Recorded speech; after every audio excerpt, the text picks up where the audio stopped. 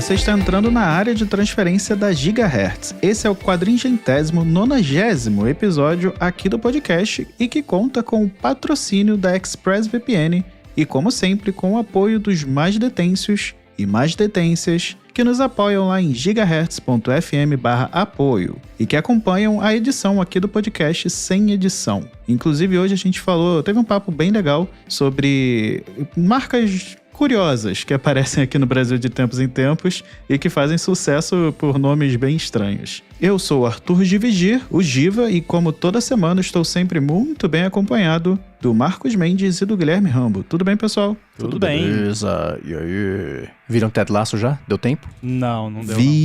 Eu vi, estou muito feliz. Não quero saber nada. Eu não vi também. Era só um ibope bem superficial aqui. Ia tentar ver hoje, mas não rolou. Eu já tô com o coração quentinho, é isso que importa. Ah, que legal. Boa. Bom, e falando agora dos amigos do ADT... Pra seguir com o coração quentinho.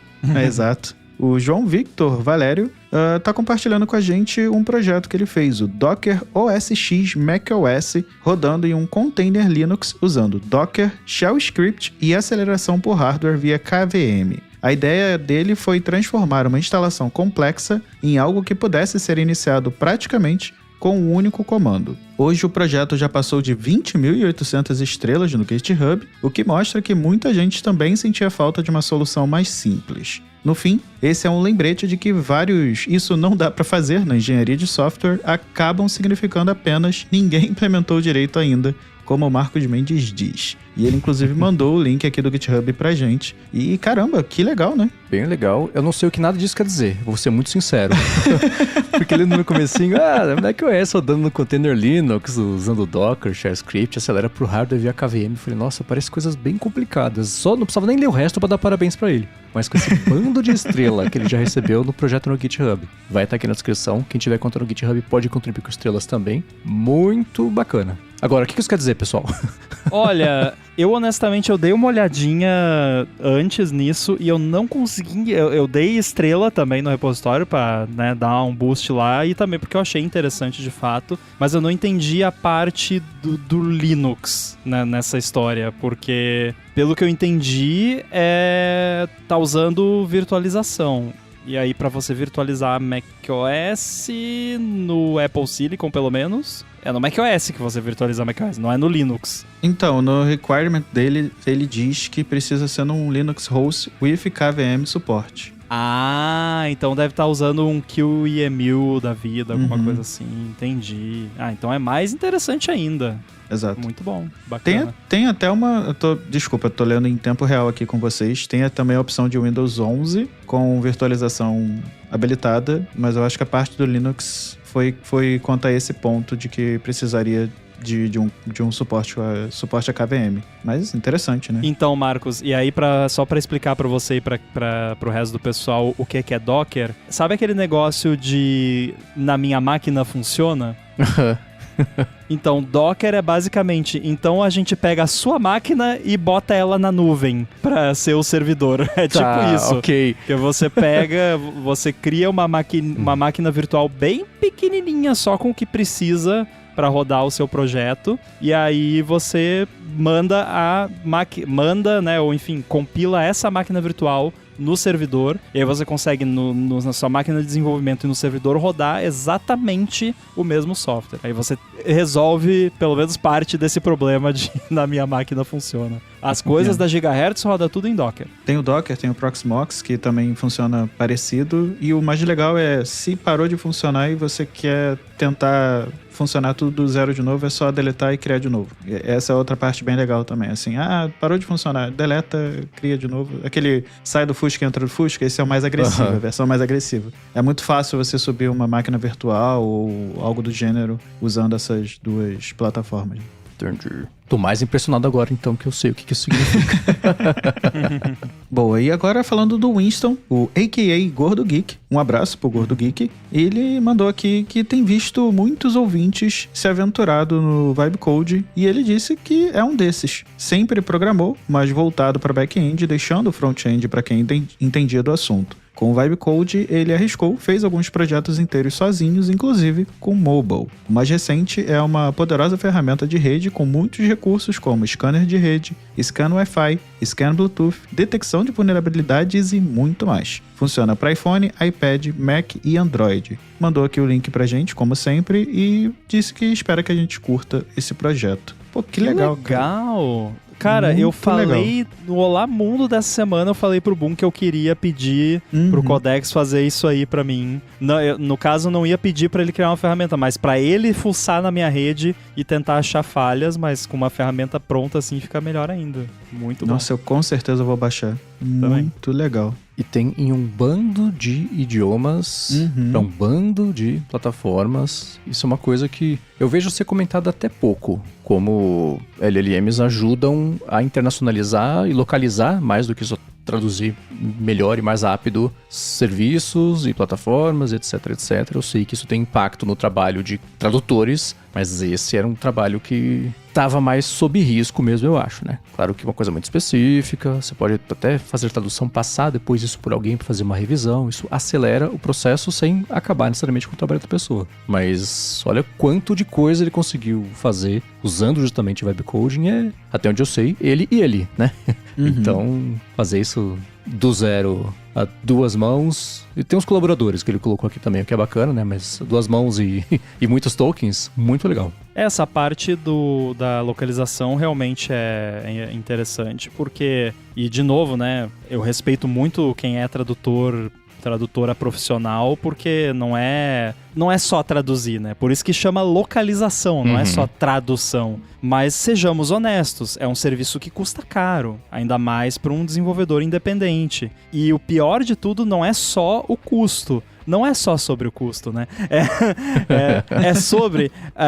tem a questão da dinâmica de quando você tá desenvolvendo um app, você tá com um release pronto, aí agora tem que esperar 3, 4 dias até chegarem todas as traduções. Tinha uma época que no Chip Studio a gente usava um serviço de tradução que era assim, mandava lá as strings atualizadas, né? Claro, teve a tradução inicial lá, que daí foi uma bala, né? Custou caro, mas aí depois as traduções adicionais, que eram só uma ou outra string que mudou, foi adicionada, era mais baratinho, assim, não era muito caro, mas daí levava, tipo, 2, 3 dias. Então, pô, tô com o release pronto aqui pra lançar, tem que esperar 2, 3 dias, né? Daí depois ainda tem o review da Apple, que naquela época levava uma semana quase. Então é o tipo de coisa que para desenvolvedor pequeno não tem como estomagar esse custo e esse delay no processo criativo e de negócio, basicamente. E LLMs foram feitas para isso. É o que elas fazem de melhor, na minha opinião. Eu nunca vi trabalho mais bem feito por LLM do que tradução. Então, né, infelizmente, para quem é profissional dessa área, vai precisar se especializar para, sei lá, fazer tradução juramentada, tradução de conteúdo médico, coisas que você fazer uma tradução com LLM seria muito irresponsável. Mas para apps utilitários que tem 2, 3 frasezinhas que na maior parte das vezes são iguais entre todos os apps, não tem porquê hoje em dia você investir dinheiro nisso, a não ser que você realmente tenha o budget para isso, porque desenvolvedor indie ninguém tem, já vou adiantar aqui. Então, e aí, o que é o resultado final disso? Um bando de gente que talvez não poderia usar o app porque não teria no seu idioma e a pessoa não fala inglês ou português, vai poder usar. Olha que legal. É algo que está adicionando, não está removendo de ninguém nada. E existe o outro lado. Você, como uma empresa, por exemplo, um dev sozinho, em casa, pode expor o seu trabalho para o mundo, essencialmente, né? Em idiomas diferentes. Tudo bem que, ao fazer isso, especialmente se der certo, você vai ter que dar suporte em húngaro, em árabe, em farsi, sei lá, né? Mas que problema bom de ter, né? De ter gente no mundo inteiro usando o seu produto? Ok, né? Cara, o pessoal manda no suporte do AirBuddy coisa em... os top offenders. Primeiro lugar, francês. Francês não tá nem aí pro idioma que você fala. Ele manda o e-mail em francês e você se vire. E aí, né? Aí, segundo lugar, alemão. Alemão também manda de volta e meia, mas eles ainda, às vezes, eles colocam a tradução automática já no mesmo e-mail. Aí eu acho bacana. né, ok. Aí o que eu faço, eu respondo sempre também com a versão original que eu escrevi a resposta em inglês e com a tradução automática para o alemão também, retribuindo a cortesia, né? E em terceiro lugar, chinês. Chinês também manda bastante, né? Porque eles não costumam falar inglês e não tem problema nenhum, a gente se vira, a gente usa tradutor, né? E engraçado que eu ainda uso, para essas coisas, eu uso o Google Translate mesmo, não uso a tradução da Apple, não uso LLM, eu só uso LLM para traduzir se for string de app mesmo ou conteúdo de marketing. Engraçado que... Apple é bem ruinzinha. Uhum. Você falou de chinês.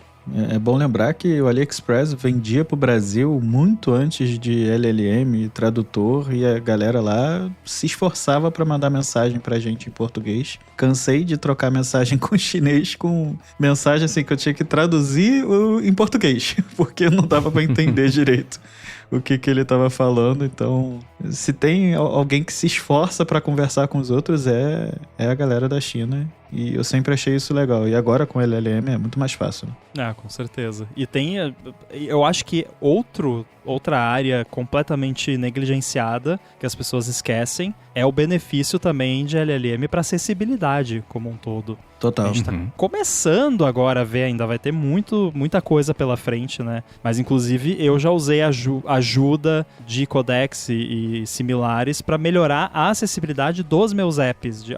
Tem um problema de acessibilidade aqui nessa tela, eu não tô conseguindo resolver e tal, porque é o tipo de coisa que quando você não é usuário do VoiceOver, por exemplo, para navegar ali no Mac, é difícil você compreender como que a pessoa que de fato precisa dessa ferramenta usa no dia a dia. E aí a LLM, como já leu milhões de posts na internet sobre isso, tem um pouco mais de background para te dar feedback. E quando eu recebo feedback sobre usabilidade de pessoas que usam VoiceOver, por exemplo, eu sempre peço para a pessoa, se possível, me mandar uma gravação de tela mostrando, né, porque daí eu consigo entender melhor como que a pessoa usa. Teve um cara que me mandou um vídeo, ele narrando, explicando o que ele estava fazendo e ainda mostrando os atalhos de teclado que ele estava usando no VoiceOver. Esse cara aí, quase que eu mandei um cheque para ele, ó, aqui, ó, manda um invoice aí. Que bacana. E antes de partir aqui para a próxima mensagem, eu queria também parabenizar o Winston, que criou o app também para Apple TV. Ele não falou aqui na mensagem, mas no site dele tá para Apple TV também. É Android, iPhone, iPad, Mac e Apple TV. Eu tô impressionado com o nível de detalhe que ele conseguiu ir. Só faltou o Vision Pro. Deve ser o número 1 na App Store brasileira, na Apple TV, com né? certeza. Porque não tem nenhum app lá. É o primeiro e último. Nossa! Falo isso porque eu sei que temos intimidade com o Guru Gui pra fazer essas piadas. Eu sei que ele vai rir também. E não tem nada de errado você ser o primeiro e o último, que ótimo, Exato. Bom pra você. Exato. Bom, e o Vinícius Carvalho, que também mandou mensagem pra gente, ele disse que lançou o Não É Um Date e atualizou o Escolher Aí. O primeiro é um jogo de perguntas em que duas pessoas escolhem juntas sobre o que querem conversar, sem cadastro, sem login, só abrir e usar. Inclusive ele mandou o link pra gente da Apple Store. E já o Escolher Aí ganhou busca por restaurantes próximos e uma boa revisão dos filtros, para reduzir o excesso de opções que não ajudavam na decisão. Os dois seguem a mesma ideia, apps bem simples. E eu acho isso mais legal desses aplicativos que estão surgindo. Eu sinto falta de aplicativos simples que resolvam um problema, que você não precisa dar 10 cliques para chegar ao que você precisa ou fazer alguma solução, né? Com certeza. Eu achei muito boa a ideia do primeiro app. Nossa, fantástico. Tive ideia que a gente tem de vez em quando assim, isso podia ser divertido. Agora tá alguns prompts de distância de fazer, ver se rola mesmo e lançar, bota no mundo, por que não, né? Bem legal. Exato. E o Harrison Andrade também mandou um projetinho que ele fez. Ele disse que escuta o podcast Área de Transferência faz uns 3 anos e, engajado pelos projetos de outros ouvintes, resolveu codar um app com o apoio do Cloud. O app serve apenas para alterar a formatação de texto para caixa alta ou caixa baixa ao selecioná-lo e apertar 2 vezes a tecla Caps Lock num curto período de tempo. O app surgiu de uma necessidade frequente durante a prototipação no Figma. Está na Windows Store com o nome de Bowcaps. Caramba, que legal! E ainda colocou na Windows Store, mais legal ainda. Eu tive um aplicativo na Windows Store quando eles lançaram a primeira versão da Windows Store pro Windows Phone, olha só. Eles, na época, deram um curso de como desenvolver pro sistema operacional da Microsoft, de celular, e dava a licença para você publicar aplicativo lá de graça. E eu tenho esse aplicativo até hoje, nem sei se funciona ainda. Eu não lembrava da existência da Microsoft Store, da Windows Store. Bacana que tá disponível lá também. Eu vou confessar que eu adorei a ideia, mas eu não chequei se também estava disponível em outras plataformas. Se não estiver, talvez usar o próprio LLM, uma coisa assim, para poder disponibilizar em outros lugares também pode ajudar a espalhar um pouquinho mais a palavra em double caps. Gostei muito dessa ideia de você fazer isso. Existia, eu lembro, eu não lembro mais qual que era o atalho de teclado, mas no Word é um meia lua pra frente soco que você consegue alternar entre ser tudo minúscula, tudo maiúscula, que é meu case, né? Ou então manter no padrão de você, o parágrafo você começa maiúsculo e o resto minúsculo. E eu lembro que eu usava muito na época da agência, não sei porquê. E um dia eu falei isso, usa o tal, que você consegue deixar em caps. Foi um silêncio e todo mundo foi checar, falou, nossa, pode crer. Eu nunca esqueço que o amigo falou, pô, foi nível Telecurso 2000 essa, hein? Aprendemos muito. Mas o atalho já se perdeu aqui na memória, não faço ideia de qual seja. Boa. Bom, e agora tivemos muito, o que me deixa mais feliz, né, nessa época de criação de aplicativos e softwares, etc., com LLMs, é que, olha só, a gente teve 4 amigos do ATT em uma semana. Então, continue mandando, eu acho muito legal. Quanto mais projetos assim, melhor. Acho que para todo mundo. Dúvida. Lembrando que a gente tem o desafio perene de você usar os conteúdos da Gigahertz para fazer algum projeto divertido, geralmente envolvendo alguma tecnologia velha ou diferentona ou alguma coisa criativa. Então, agora que tá mais fácil, quem sabe a gente tem mais entradas aí no nosso concurso perene, e o prêmio é um joinha aqui no podcast. Lembrando que a Gigahertz tem até API, né? Tem, a gente vai deixar o link aí no GitHub, tem uma API para acessar lá os podcasts com todas as artes, áudios, descrições, transcrições, tem tudo lá. Então, material para brincar tem bastante. E tem até um proxy HTTP puro, se alguém precisar, preciso fazer um negócio aqui do ADT que eu quero rodar num computador aqui que nem tem SSL, HTTPS, tem um proxy HTTP puro que dá para fazer. Eu consigo rodar num container Linux usando Docker, Shell Script e aceleração por hardware via KVM, não? Consegue. Então tudo bem. E eu acho que quem tá ganhando é aquele ouvinte que fez o player em COBOL, né? Ou eu tô enganado? Olha, eu acho que sim. Eu acho que são todos vencedores. Me veio o Nintendo 64 na cabeça, mas não quero deixar ninguém... o Nintendo... tinha esquecido. Esse do COBOL tem um viés de recência. Porque ele foi muito recente, né? Realmente já tiveram vários incríveis. Teve o Wi-Fi das antigas pro frequência e eu não saberia nem explicar. E você que fez, você sabe do que eu tô falando. Que foi uma loucura com caixa de som e você reproduziu. É verdade. Cara, foi muito legal aqui. Então, bons projetos não faltaram. Mas também, né? Mandem mais. Pois é. Me desculpe a todos os ouvintes, porque realmente é muita coisa legal e eu acabei esquecendo. Entrando agora nos follow-ups dessa semana, voltando a falar sobre o Taxi Snipper, o Rodrigo Castro disse que nunca testou o aplicativo, mas o CleanShot X faz a mesma coisa de OCR na seleção da tela sem tirar o screenshot propriamente dito. Ele disse que usa todo dia, trabalhando em suporte, para copiar o URL que o cliente manda só em screenshot e não por texto como a gente pede. É claro, né? Isso é padrão. Precisam inventar um que ele consegue reproduzir o áudio do print de conversa no WhatsApp. Que eu conheço uma pessoa que trabalhava, né, ajudando, respondendo pessoas via suporte e coisa, e as pessoas mandavam às vezes, tá aqui o orçamento que o fornecedor mandou, print de uma conversa do WhatsApp com um monte de áudio. Sem transcrição, não tinha transcrição na época. E ele disse ainda que usa também para tirar o URL, por exemplo, dos vídeos do YouTube que esquecem de botar link na descrição, mas aparece no vídeo em si. É muito útil. E eu concordo, esse é um tipo de aplicativo eu não costumo usar muito. Eu comprei aquele dia porque estava em promoção, é o tipo de coisa que aproveita se a promoção, a oportunidade, mas é uma ferramentazinha útil que é bom você deixar aqui no Mac descansando para quando for necessário, né? E também sobre isso, o Pedro Coelho disse que o Mendes descobriu o reconhecimento de texto, OSR, no Text Sniper, e queria deixar uma alternativa gratuita, que é o Shotter. Ele é um aplicativo de captura de tela, mas tem a função do OCR. Outros apps pagos, como o CleanShot X, também tem essa função, e mais um que trouxe esse aplicativo que a gente não conhecia.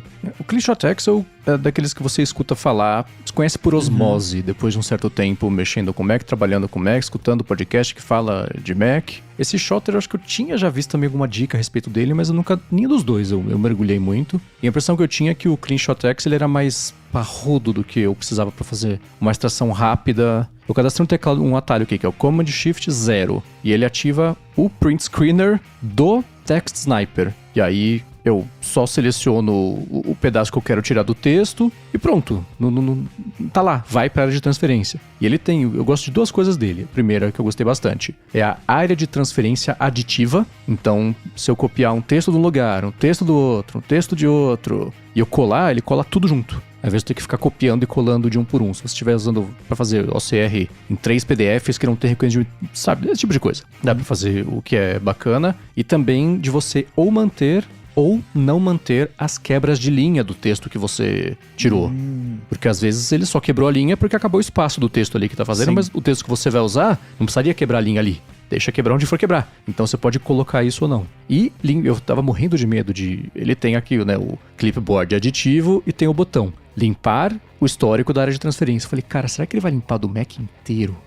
Aí eu fechei o olho, cliquei. Aí não, só limpou o dele mesmo. E manteve a minha área de transferência global do Mac intacta, felizmente. Então tô bem feliz com ele. Em algum momento eu vou acabar testando esses outros dois, na hora que eu tiver necessidades específicas também de coisas que eu sei que eles oferecem. Mas é claro que pra quem quiser testar os três, vai ter link aqui na descrição. O CleanShot X eu recomendo fortemente, eu uso ele há muitos anos já, e pra quem tem setup, ele tá lá no setup, então não precisa comprar separado, mas cara, pra mim assim, a primeira, o que você faz se você configurou um Mac do zero? Faz muito tempo que eu não faço isso, mas configurou um Mac do zero, os primeiros apps que você instala, o CleanShot X tá entre eles, e aí vai lá e configura os atalhos, né, o Command Shift 3, 4, e aí o 5 é pra fazer vídeo. Cara, eu não vivo sem ele, é sensacional. E o recurso de edição dele, pra quem trabalha com suporte, também é sensacional. Eu sei que todas as ferramentas de screenshot têm isso, mas enfim, o CleanShot X é o que eu uso, né? Então ele tem ali, abre o cantinho, você abre a imagem, daí você pode, tem um negócio de númerozinho, você pode botar 1, 2, 3, né? Pode botar setinha.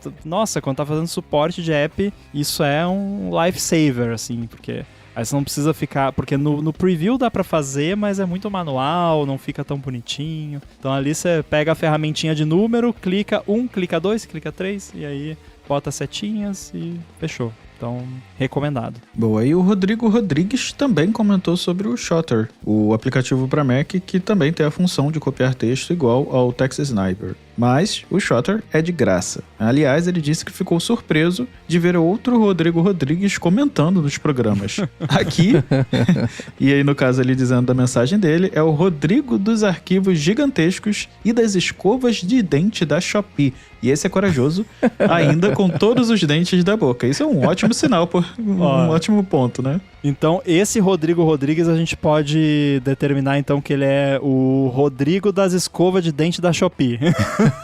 Por favor, mande agora como a mensagem como o Rodrigo da Shopee, ou das escovas de dente da Shopee. Rodrigo das escovas, parece nome de cantor de esses forró. Forró não, de brega, sei lá como é que chama. Parece, sei lá, prestador de serviço de cidade pequena. Chame o Rodrigo das escovas. Ele escova tudo o que você precisar. Enfim. E sobre o Hamilton e outro Rodrigo, e esse é o Rodrigo Castro, que mandou o follow-up, o primeiro aqui, o follow-up do episódio dos Rodrigos essa semana. É verdade. Ele disse que pode falar de musical uma vida toda, mas mesmo tendo assistido Hamilton ao vivo na Broadway em 2023, assistir a versão original no Disney Plus vale muito a pena. É a companhia de atores original, incluindo o Lin, obviamente, e a forma como foi filmado te deixa próximo de um jeito que é um deleite. Ele disse ter várias recomendações, caso alguém queira, mas Heatherstone é mesmo incrível, e já saiu a versão para os shots tipo Hamilton. E Moulin Rouge é um espetáculo à parte. Eu conversei com ele, uma vez a gente foi tomar café da manhã, que ele tava visitando aqui no Brasil, e a gente falou justamente sobre Hamilton, e eu tinha acabado de assistir, eu tava Hamilton pilled total, assim.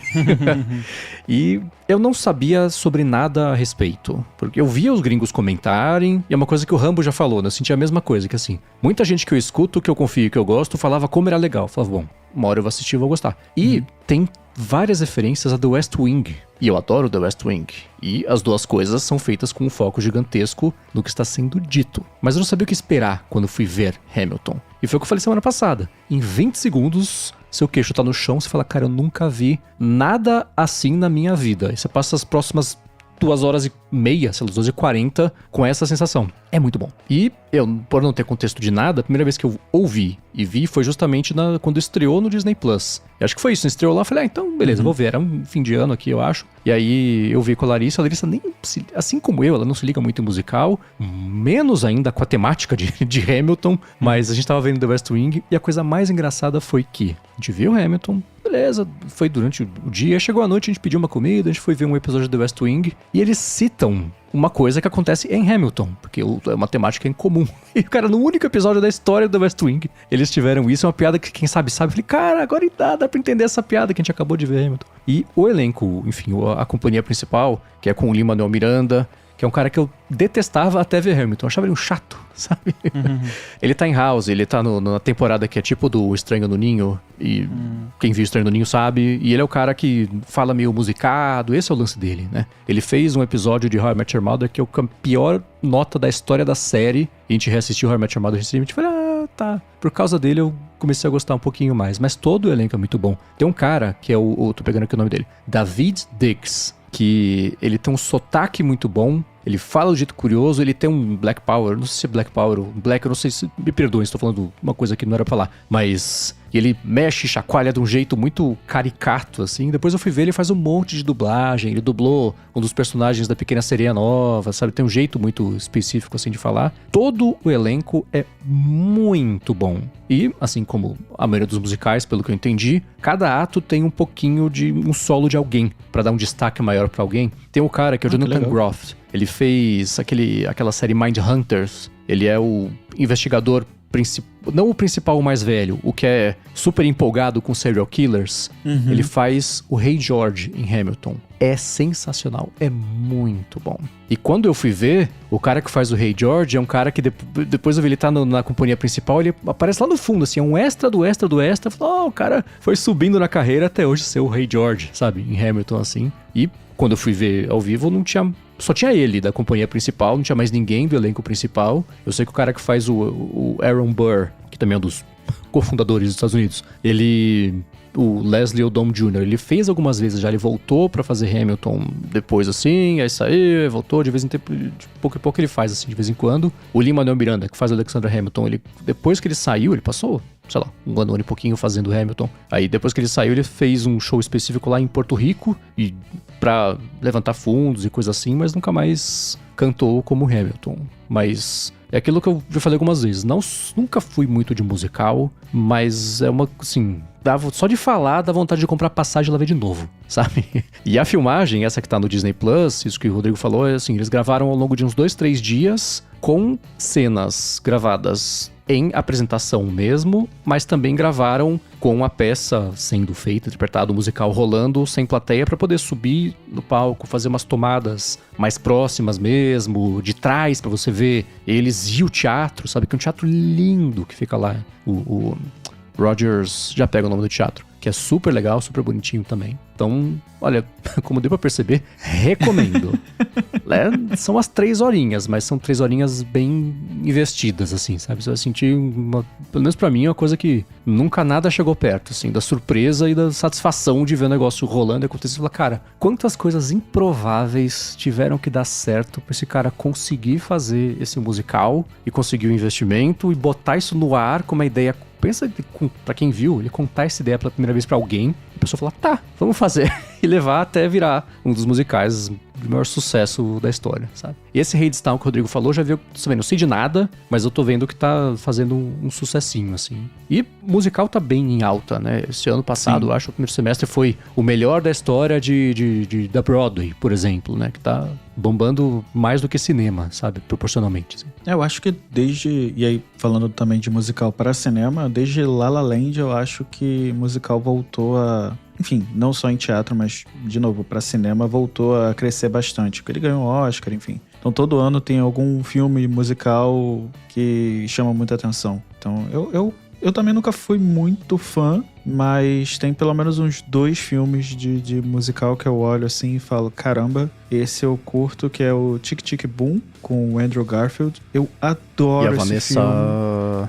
Hudgens. Vanessa Hudgens, isso, que fez High School Musical. Eu adoro esse filme. Primeiro que eu gosto do casal, né? Eu adoro tanto ele quanto ela. Eu acho os dois muito bons. Mas o filme me pegou de um jeito, assim, que eu não esperava. E outro que eu também gosto, esse é mais bobinho, mas que eu também curto, é o Rei do Show, que foi outra história também que me pegou bastante. Mas La La Land, por exemplo, eu gosto, mas o final não me pega muito. Então, mas enfim, fica aí também de recomendação pra quem curte.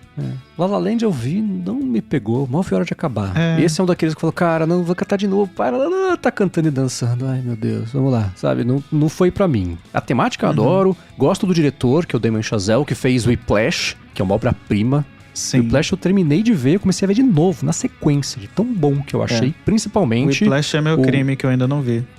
Cara, é um filmão, cara, é muito... E a história dele é muito boa, porque ele começou como um curta, ganhou um festival de curta, esse curta, ele virou uma cena do filme, foi regravado, porque é quase o mesmo elenco, né? E a partir desse curta expandiu pra virar um filme inteiro. É muito bom, é impossível você assistir esse filme e não sair batucando em tudo depois. É muito bom.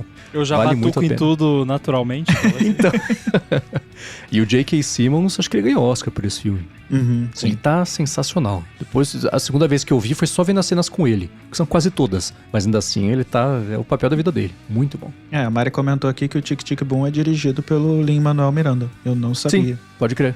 E a história sim, ela pega. É muito boa, por ser uma história real, a respeito da criação de musical, né? E é super legal, os dois estão mandando muito bem mesmo. E a primeira vez que eu senti uma coisa assim, eu nunca gostei, mas quando eu vi West Side Story, foi o primeiro musical que eu gostei. Porque ele também é sobre uma temática bizarra, assim, são 2 gangues em Nova York brigando. Só que é um musical. Feito pelo Leonard Bernstein. Então, é uma mistura tão maluca, e eu amo Nova York, né? Então fica difícil de não gostar. Mas tem um monte de música lá que vocês falam, essa música daqui, nossa, essa música daqui, essa referência que todo mundo faz é daqui também, sabe? Mas esse foi o primeiro que mudou pra mim. Falei, tá, nem todo musical é Sweeney Todd, porque eu achei outro... Porra! Não foi pra mim, sabe? Então, musicais e musicais. E tem uma coisa, o Cláudio Sartal mandou aqui pra gente, que a primeira vez que o Lin-Manuel Miranda apresentou, ele falou que quando eu tava escrevendo Hamilton e só tinha a primeira música, ele falou que é sensacional. Ele fala que ele apresenta a premissa e todo mundo dá risada. É em um evento na Casa Branca. Tá lá o Obama, tá a Michelle Obama, e ele fala a premissa, aí todo mundo ri porque acha que ele tá tirando um sarro, e ele canta a música de abertura do musical, que era o que tinha escrita, e também se escuta hoje com o contexto do que é o musical, e que a primeira música, ela apresenta a história, basicamente apresenta a história de quem que é o Alexander Hamilton, dá um contexto, né, da história até a hora que ele chega, enfim. E as pessoas riem, porque não tinha o contexto de que ia virar um musical, que era uma coisa séria. Então você vê a hora que ele fala, né, que é o Alexander Hamilton, as pessoas dão risada, porque é como se fosse, sei lá, você cantar um musical sobre... Não quero nem falar nada pra não estragar a surpresa, mas depois de ver o musical, assistam esse vídeo do Lin-Manuel Miranda apresentando Hamilton na Casa Branca, e todo mundo rindo, e depois uma entrevista com o Obama, e ele falando, cara, a gente não tinha ideia do que a gente tava vendo naquele momento, e...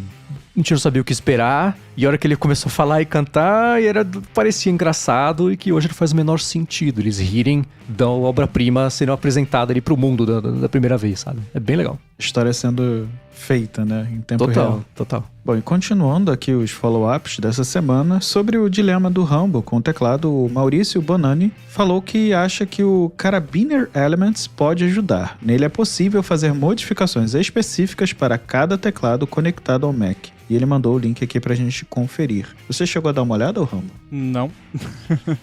Mas já ouvi falar. Esse carabiner, ele foi um que eu lembro que apareceu pra mim, pra eu testar, quando eu comprei o tecladinho macro e tava tendo dificuldade em configurá-lo. Até brotar, acho que foi o Rambo que me achou, até me ajudou a encontrar. Ele é antigaço, né? Já existe há muito tempo. Sim. O site indica mesmo. Isso bastante. A interface também. Nossa. Porque ele é meio pra tudo, assim, né? Pra todo tipo de teclado e todo tipo de sistema. Sabe, ele mexe bem na raiz do sistema para poder remapear a base do funcionamento da ativação da tecla no binário, sabe? É uma coisa muito low level, assim, que ele faz. E por isso, ele é super poderoso. Nem lembrava dele, pra ser sincero, senão eu teria sugerido também. Valeu e pela é open dica. Source também. Uhum. Tudo que era mais velho acaba virando open source. Eu já era open source desde sempre, porque eram outros tempos, né?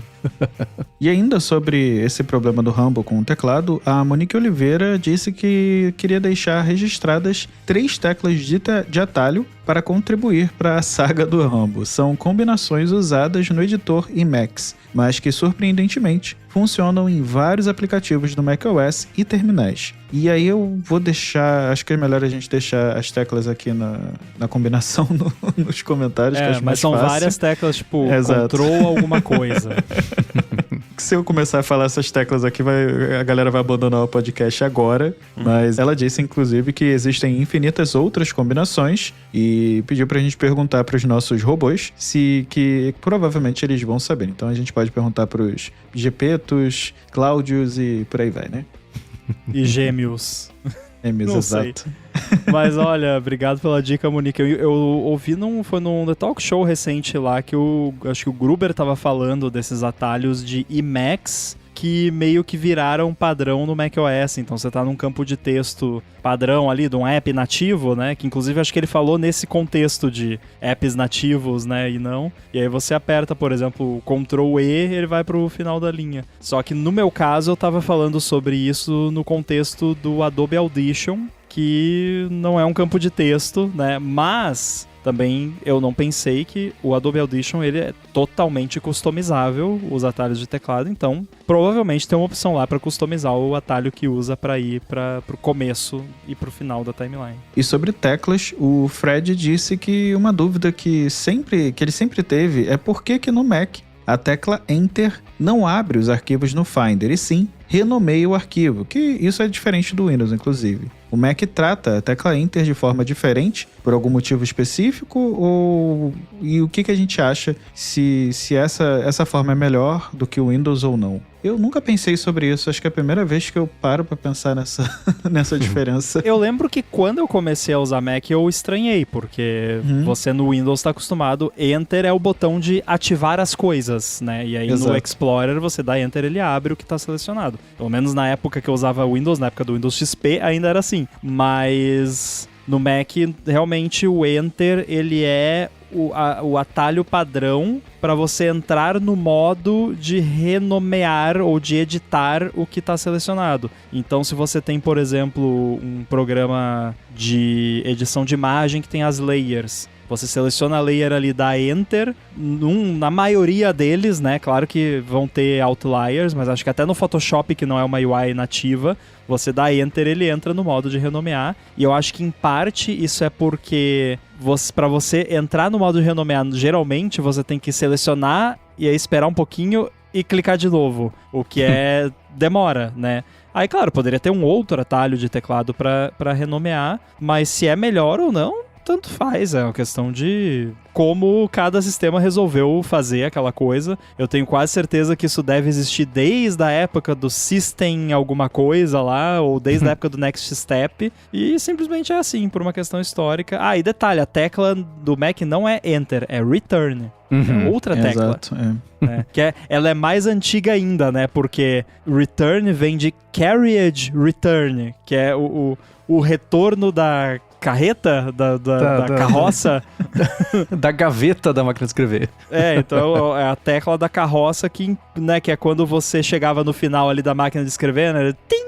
Aí você virava ali, voltava o negócio. Isso que é o Carriage Return, e é por isso que a tecla se chama Return. Então é isso, mas não é melhor nem pior. Apenas é. Olha que profundo. Então, quando a gente fala que algum MacBook é uma ótima máquina de escrever, não tá errado, né? Continua sendo até hoje, viu? É uma bela carroça. Também. Olha, se for um Mac Intel... Desculpa quem tem Mac Intel, tenho até amigos que tem, né? Vocês sabem. O John Siracusa certamente saberia explicar a origem das duas coisas. E foi uma coincidência eles terem lá no ATP falado recentemente, na mesma semana em que a gente falou sobre o lance de você não poder recortar e colar nativamente no Mac, você tem que copiar e colar. Eles falaram sobre isso ser um jeito até de preservar o dado em caso de erro do usuário. Você recorta alguma coisa muito importante, aí entre você recortar e colar acontece uma outra coisa, você copia um textinho, você esqueceu, pronto. Você perdeu a coisa importante que você tinha recortado lá atrás e é irrecuperável. Deve ser recuperável, mas vocês entenderam, né? Na hora ali, no susto, é irrecuperável. Então, pode ter alguma coisa assim por algum motivo também. A gente pode mandar um SKTP e perguntar pra ele. O Siracusa certamente vai saber. E, né, das origens, como ele geralmente faz esse tipo de coisa, porque ele escreveu por anos e anos e anos os reviews super aprofundados do macOS pro Ars Technica. Era pra algum site tradicionalzão, assim, de tech que ele escrevia por muito tempo. Ó, o Gemini me deu aqui uma resposta, ele pesquisou pra responder, então, né, take it with a grain of salt, mas é plausível, que supostamente é porque começou isso no Macintosh System 1, 1984, que... desculpa, na verdade, era em pre-releases, então antes dele ser lançado de fato, nos betas, digamos assim, do System 1, quando você selecionava um ícone no Finder, você podia só começar a digitar e ele renomeava. Só que quando o pessoal da Apple começou a testar, eles viram que as pessoas acabavam renomeando arquivos sem querer o tempo todo. E aí eles resolveram colocar você pressionar return para desbloquear o campo de edição do nome do arquivo. Então meio que tipo, precisava de um jeito de ativar o modo de edição, porque aí faz mais sentido quando você pensa que antes era como se já tivesse no modo renomear o tempo todo. Então você só começava a digitar. Então, o que a gente pode fazer para colocar um pouquinho de fricção, mas não muito? Return. Pronto. Então, acho que é uma resposta plausível. E aí, aquela coisa. Depois que ficou... é difícil toda a memória muscular de milhões de pessoas, então acabou ficando assim. Tem muita coisa de computador, assim, que, tipo, se você for tentar encontrar uma explicação sem pesquisar, você vai pensar, mas não faz sentido isso ser assim. Mas geralmente tem um motivo histórico por trás. E um follow-up em tempo real, o Augusto falou que o Intel dele não é uma carroça, é uma torradeira. Um i9 no Rio de Janeiro. Olha, i9 aqui no Rio realmente deve estar gerando energia ali, ou gastando energia para o bairro inteiro.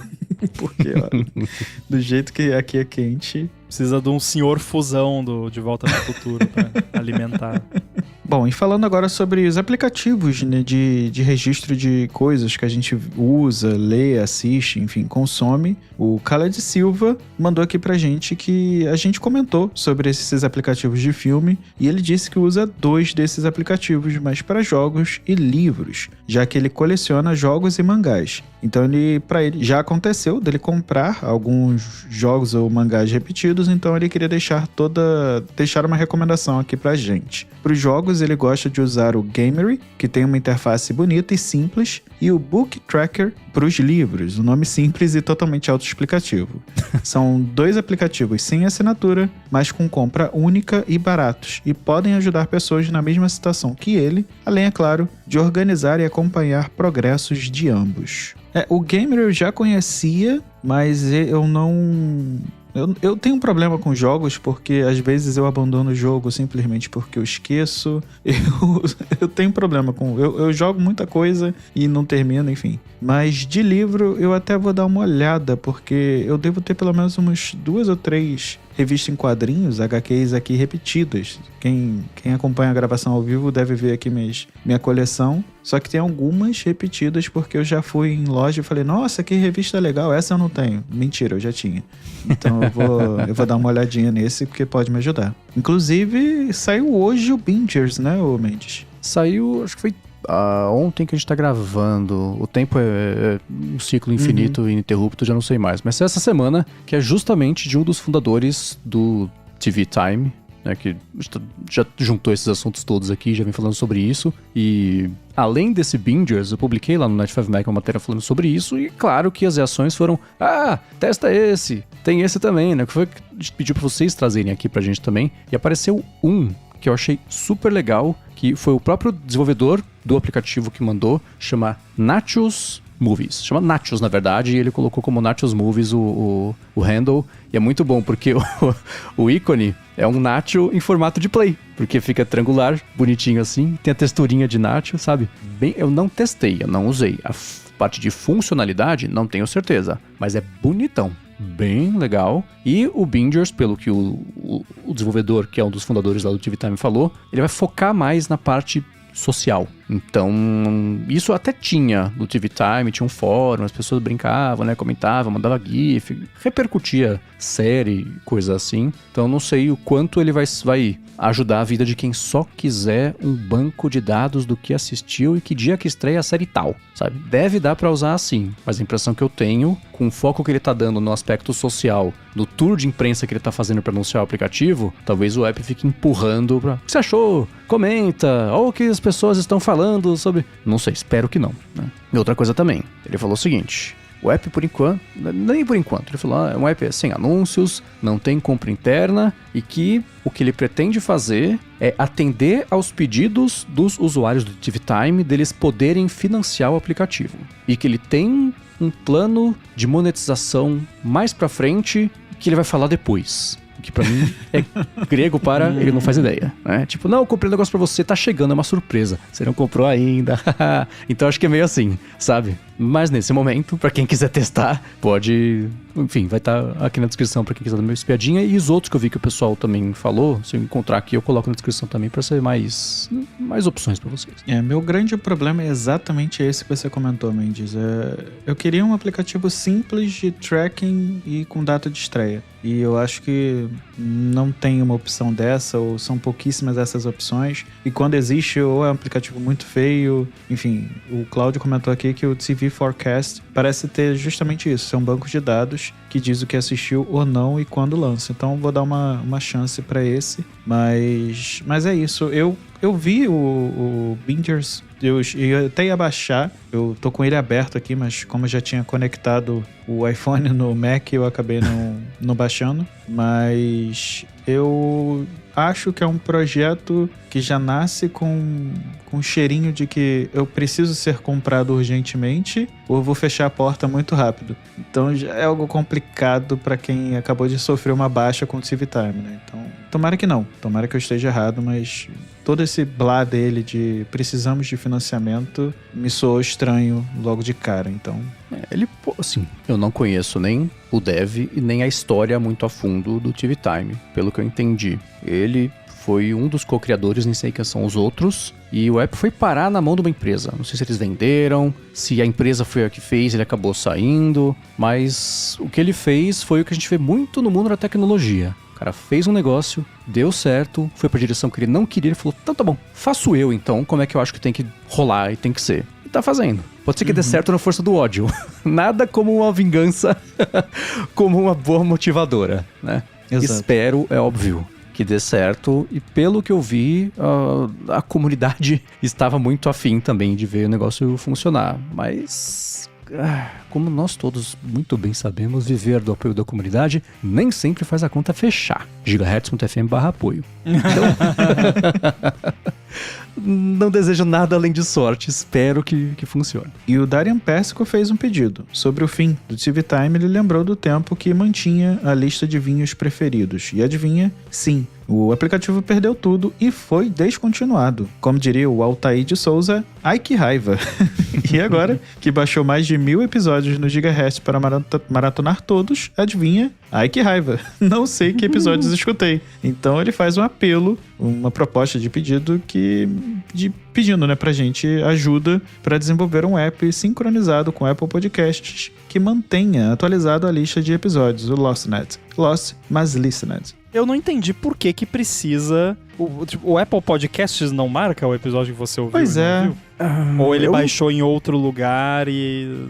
Eu entendo a vontade de ter uma plataforma específica para catalogar o que você já escutou, consumiu, bebeu, comeu, né, que ele falou aqui, que seja isolado da plataforma que você usa para escutar o podcast, né? Se eu escutasse, que nem, sei lá, o TV Time, o Netflix marca o que você já viu, as plataformas marcam o que você já viu. Eu sei que o podcast é menos fragmentado, costumava ser menos ainda, mas é menos fragmentado do que hábitos de escutar, mas consigo entender essa vontade. Eu só não sei se o Apple Podcasts especificamente permite que essa informação seja extraída, sincronizada, mas, Darian, eu acho que esse é um ótimo projeto para uma tentativa de web coding. O que vocês acham? Olha, deve ter um banco de dados no Mac, por exemplo, onde o Apple Podcast salva as informações da sua biblioteca de podcasts. Então, deve ter como um app no Mac pegar ali o que foi escutado, o que não foi escutado.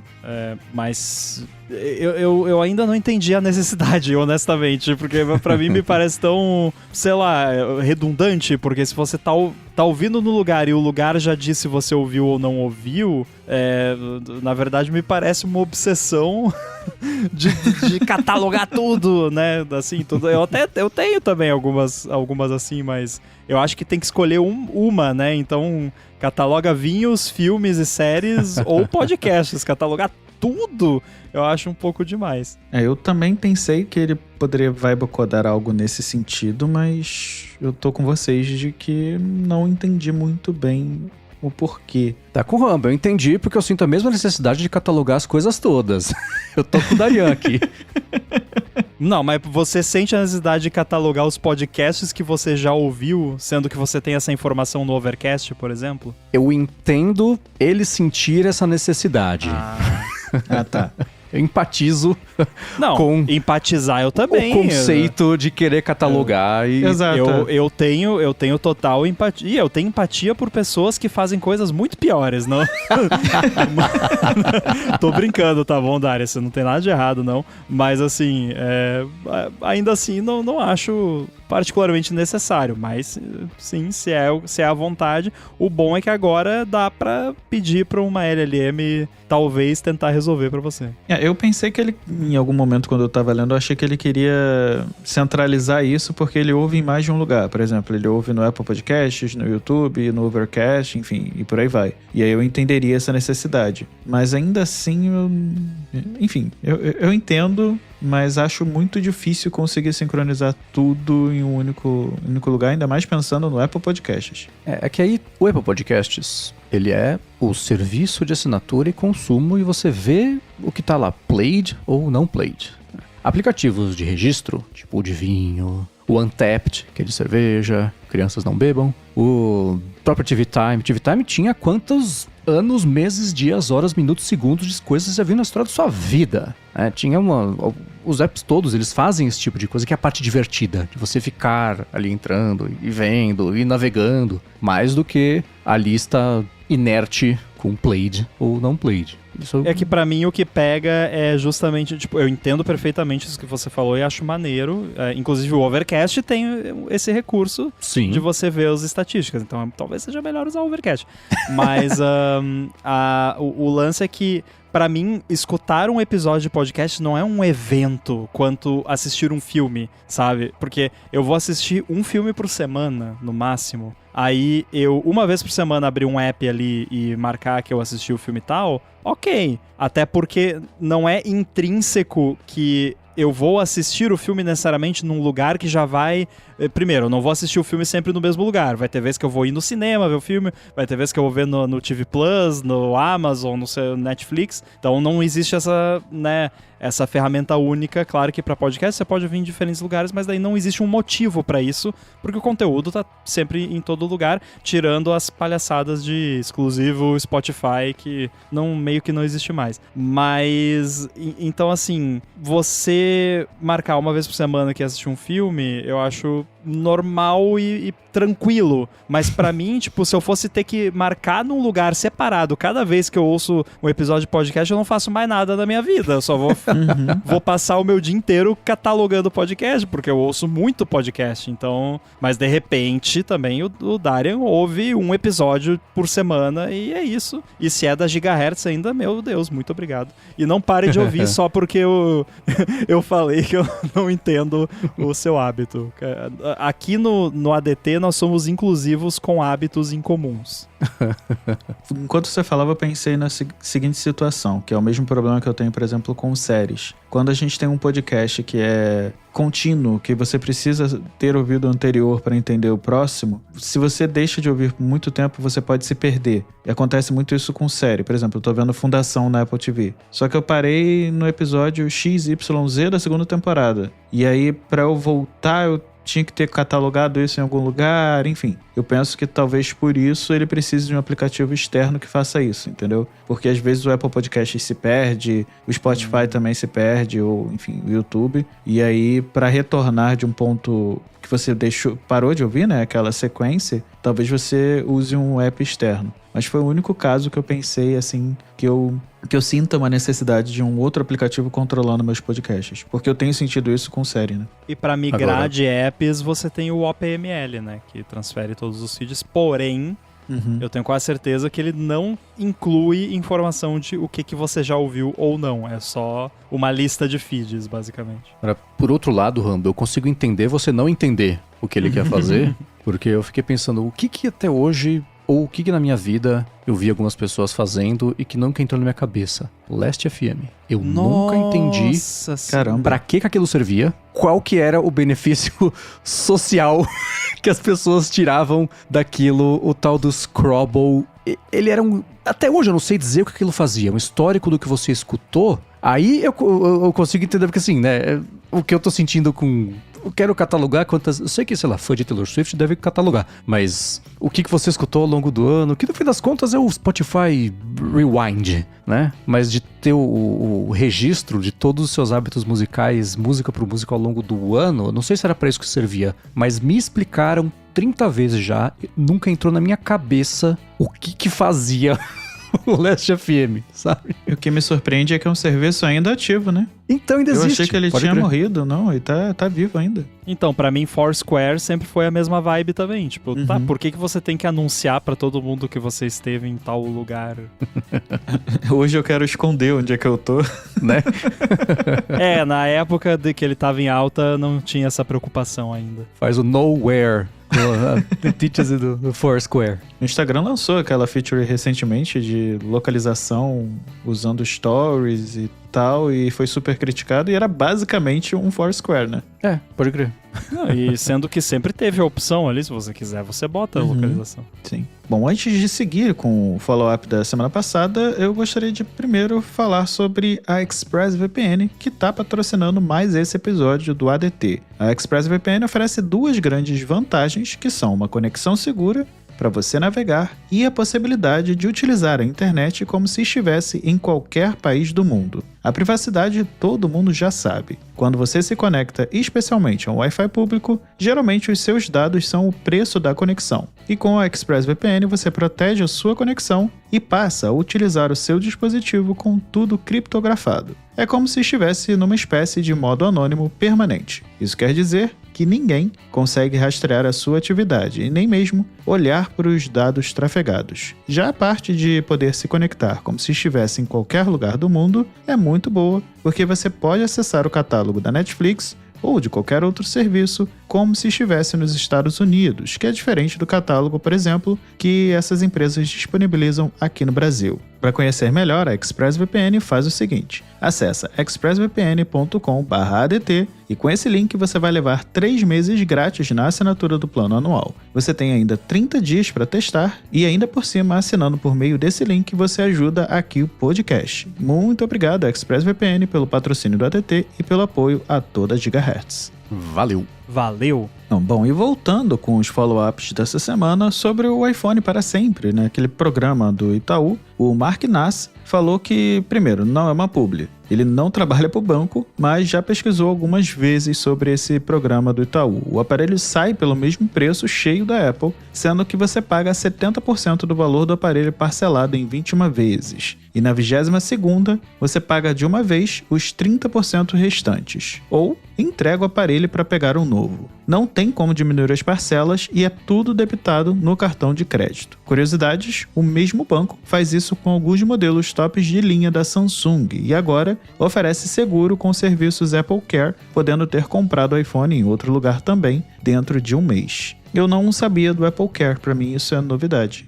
Eu também não. Na verdade, eu não sabia nem o nome do plano, né? Que eu falei semana passada, querendo me confundir, mas que não ficava mais caro do que comprar direto ali com a Apple. E esse lance do Apple Care foi uma coisa também que a Apple acabou nos Estados Unidos com o iPhone Upgrade, porque antes lá, que foi o que deu origem a esse papo todo, quem comprava o iPhone pelo programa de upgrade da própria Apple, que só tinha nos Estados Unidos, conseguia fazer já o Apple Care direto na compra, era uma coisa só. Agora não. Agora você necessariamente tem que comprar separado, afinal, money. Mas é uma diferença que eu vi o pessoal comentando que é o principal catch desse plano novo. Porque muita gente partiu da premissa de que seria, vai pagar parcelado com juros, não. Acaba saindo o preço do iPhone, mas a comodidade aumentou de um lado, mas reduziu de outro. Pra mim a novidade que é o mesmo preço. Pra mim, não era o preço cheio do iPhone. Eu sempre tive na cabeça que tinha alguns juros, algo do gênero. Também. Porque se eu não me engano, o da iPlace, e esse eu cheguei a fazer, de novo, não uma publi, foi apenas uma experiência que eu tive, era um preço acima do da Apple. Mas na época eu queria fazer a troca mais de uma vez, enfim, achei que poderia ser interessante. Comprei, fiquei pelo menos 3 anos até que eles descontinuaram o programa. E aí, no que eu fui fazer a troca, eles me negaram. Eles falaram outros problemas, falaram, não pode porque o Sol tá alinhado com a Lua, e enfim. E aí eu não pude continuar com o plano, mas pra mim era interessante na época. Hoje eu não uso mais, tanto que eu não conhecia esse iPhone para sempre. Mas legal, que bom que não é... que é o mesmo valor, né, do preço cheio. É claro que dá para pegar mais barato em N lojas por aí, mas para quem não troca de ano todo ano, pode segurar 2 anos, de repente, vale a pena. Não, e também a gente não pode desconsiderar o fato que existe uma diferença entre você pagar 12 mil reais de uma vez só ou pagar ali uma parcelinha ali, uns 50 reais por mês, sei lá, enfim. Exato. O valor em si não interessa, né? Sendo o mesmo valor sem juros, cara... Pra que não? Se você é o tipo de pessoa que troca de iPhone todo ano ou a cada 2 anos, no fim das contas, o iPhone é um serviço pra você. Você fica ali, você está de posse daquele aparelho, né? Porque daí depois, quando você for comprar outro, você vai vender o que você tem, você vai dar de presente pra alguém, você dificilmente vai ficar com ele, né? A não ser que você seja desenvolvedor, que nem eu, e aí, né, às vezes fica pra teste e coisa, mas... faz todo sentido, não vejo problema nenhum. Acho que pra muita gente isso vale a pena. O que eu vejo a galera nos Estados Unidos reclamando é toda vez que lança iPhone novo, todo ano eu fico de olho, e o pessoal do ATP também sempre comenta, sempre dá treta na hora de comprar o iPhone na pré-venda pra quem participa desses programas, e sempre dá treta na hora de ativar o aparelho novo. Eles eu comprei o iPhone, chegou no dia do lançamento, eu só consegui usar ele no dia seguinte, porque não estava ativando, porque caiu o servidor da operadora ou de não sei o que. É sempre assim. E eu que sempre comprei o iPhone, né, full price, basicamente, sem nenhum tipo de atrelamento à operadora, nunca tive problema para ativar no dia do lançamento. Eu fiquei curioso para ver se com o seguro, né, do serviço do Apple Care, se ele fica muito mais caro. Isso para mim também é interessante, mas eu realmente não conhecia. Bem legal. E legal também que tem outros aparelhos, não é só iPhone. Se você tem a opção também se você gosta da Samsung, como ele falou, você também tem essa opção. Agora Itaú, patrocínio@gigahertz.fm. E se você conhece também alguma outra parceria do gênero, manda aqui pra gente. Porque eu lembro que a iPlace tinha algo parecido, agora já não tem mais. Enfim, se tiver qualquer outra, é sempre bom, é sempre uma opção. Que, aliás, pelo que você falou, né, da sua experiência, rolou aquele lance de podemos alterar os termos deste contrato a qualquer momento sem aviso prévio. Pois é. Que tem tudo a ver com o recado que o Marcelo mandou pra gente também, né? Exato. Eu acho que eu troquei 3 ou 4 vezes. Eu lembro de uma vez que eu fui trocar, que foi tranquilo. Na segunda vez eu fui trocar e aí eu já comecei a me enrolar um pouquinho porque tinha que mandar mensagem pra fulano, ciclano, beltrano, e aí levou uma semana pra eu conseguir fazer a troca, e na última vez que eu fui não rolou. Então foi uma experiência ruim, não sei como é que tá hoje. A iPlace também não tava muito... Eu acho que não tava muito bem das pernas aqui no Brasil. Então tem todo esse rolo da marca. Mas, assim, não foi uma experiência muito boa pra mim na época. Mas eu não vendia meu iPhone. Um dos motivos de eu fazer isso era esse, porque eu não queria ter o estresse de ter que vender o meu iPhone pra compensar esse valor na troca. Eu sou péssimo vendedor. Então, me falar, coloque o seu iPhone pra vender no Mercado Livre. Nossa, eu vou vender por R$2 porque eu sou péssimo negociador, e, enfim. Então, fora os golpes. Não rola comigo. Exato. Então, pra não ter esse tipo de estresse, eu preferia essa opção. Mas como agora eu não pretendo trocar de iPhone, falei antes de trocar, não, brincando, não vou trocar. Eu acabei comprando o meu último iPhone no valor normal, com desconto, ao invés de passar por esses planos de upgrade. Mas, Diva, agora você faz parte do ADT, então você tem acesso aos classificados do ADT.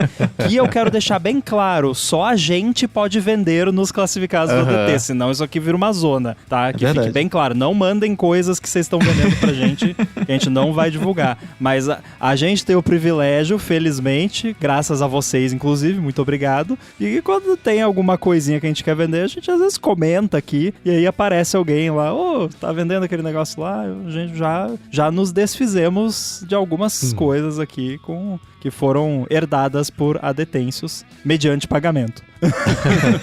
A gente não é tão bonzinho assim. A minha maior dificuldade é o processo da venda. Porque no mundo ideal é assim, eu tenho isso aqui pra vender. A pessoa fala assim, eu quero, aqui está meu endereço, me fala o seu Pix. Pronto. Nunca é assim. Mas quando é com adetêncio é assim. Há casos e casos.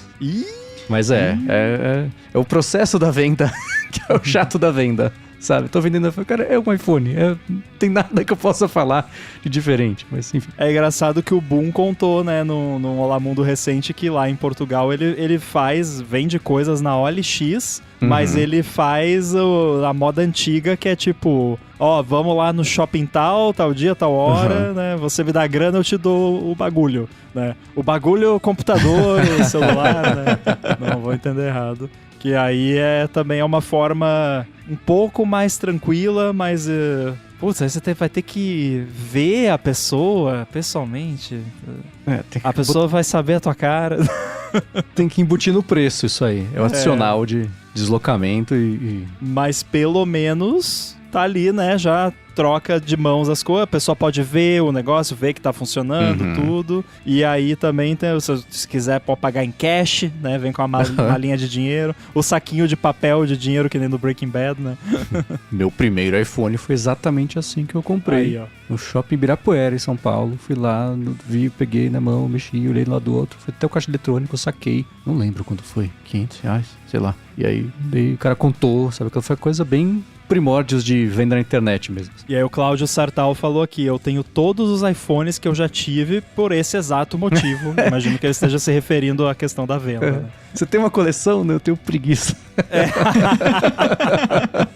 Não, eu sou tão péssimo negociador que esse final de semana eu fui numa feira de antiguidades aqui do Rio de Janeiro, na Praça 15, e eu adoro andar nessas feiras, porque tem muito produto antigo, às vezes você encontra inclusive iPod, eu vi um iPod com aquela caixinha da Disney, inclusive. Nossa! Eu fiquei tentado, assim, só que o iPod não tava mais funcionando, ele tava levemente aberto em cima. Eu acho que se tivesse encaixado eu tinha, enfim, comprado, mas eu acabei comprando, e quem tá vendo a live vai ver aqui ao vivo, essa chave sônica do Doctor Who. Que legal. E aí, ela é super bobinha. Quando você aperta aqui, ele faz um barulhinho, tá vendo? Não tá fazendo, ou seja, tá com algum probleminha, mas enfim. Antiguidade. né? Eu queria mais pelo objeto em si. Sim. E aí eu sou tão péssimo negociador que eu falei, tanto? Ele, não. Eu falei, tá bom, toma o dinheiro. Então, assim... eu não negociei nada, eu só comprei. Então, esse é meu nível de negociador. Então, eu desisto. Nesse fim de semana eu passei na Praça Benedito Calixto, em São Paulo, que tem uma feira de antiguidades, e numa das barraquinhas tinha o espremedor do Philip Stark, que é aquela, né, que parece um pó de alienígena, assim, né, que é tudo diferentão e tal. Aí eu cheguei pra ele e falei, por quanto você tá vendendo? Aí, primeiro que ele falou, nossa, vou fazer uma venda caríssima, que bom, né? Aí ele olhou e falou assim, olha, eu tô vendendo por R$900, mas eu procurei na internet e dá pra encontrar por, assim, 1.300, 1.400, então eu acho que eu vou subir o preço, porque se não tô vendendo mesmo, eu falei... Não. Aí eu falei, eu tenho um desse, eu só queria saber o preço, ele murchou.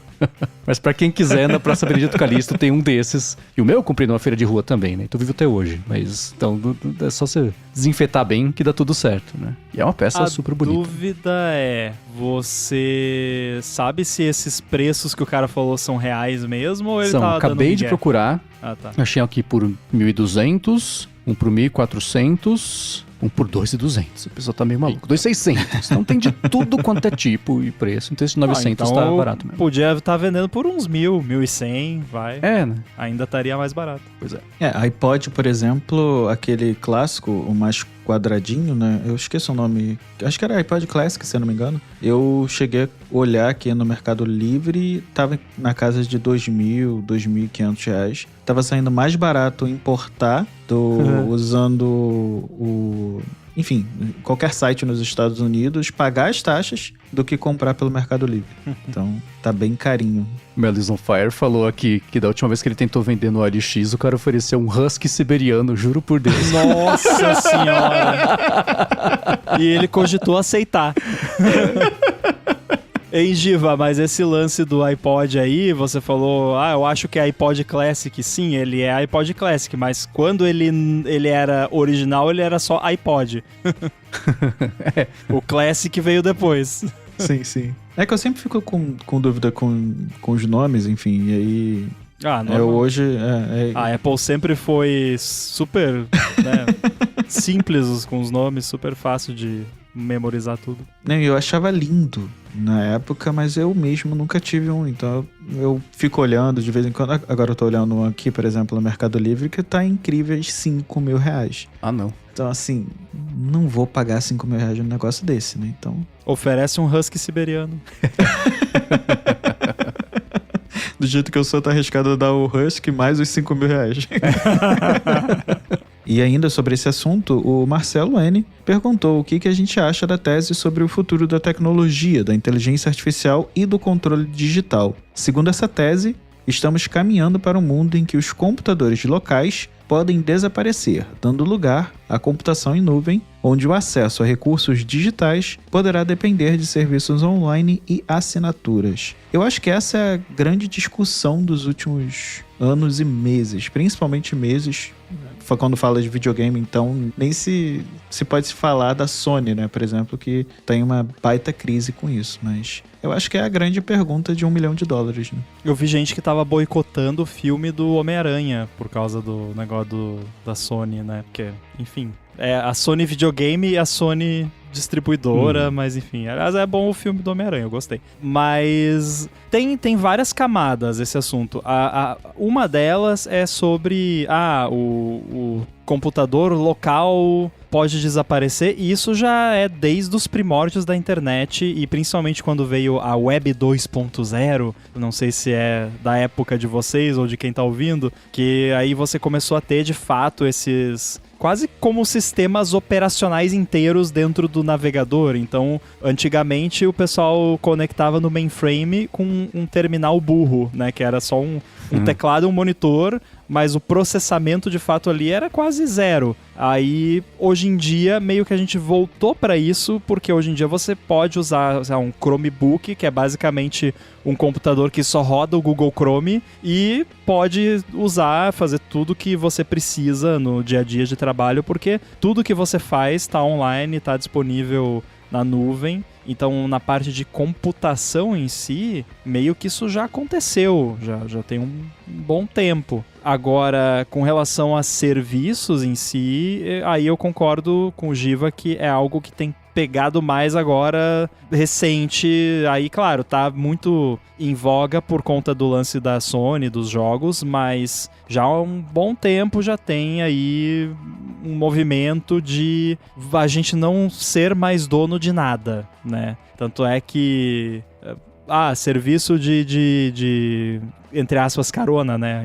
Ride sharing. Aí, qual é a ideia? Você não precisa mais ter carro. Daí, pronto, você não tem mais o carro, né? Tudo bem que o lance do carro eu até sou a favor de não ter. Eu não tenho e sou super feliz assim. Mas, né? Se a pessoa quer ter o carro, deixa ela ter o carro. E aí a gente vai pra muitas coisas. E é uma tecla que eu vivo batendo aqui são os produtos de hardware que sem um serviço de nuvem que tá atrelado a eles não fazem nada, viram um tijolo. E aí, pra isso, pra quem é bom de inglês, eu recomendo fortemente o canal do Louis Rossmann, que é um cara que eu adoro porque ele fala do jeito dele, xingando mesmo, e não tá nem aí, e o pessoal ameaça processar ele, processa mesmo, é isso aí. É um cara muito de right to repair, lá dos Estados Unidos, mas ele tem falado muito também sobre a parte de você ser dono das coisas que você compra. Tipo, eu paguei por um negócio,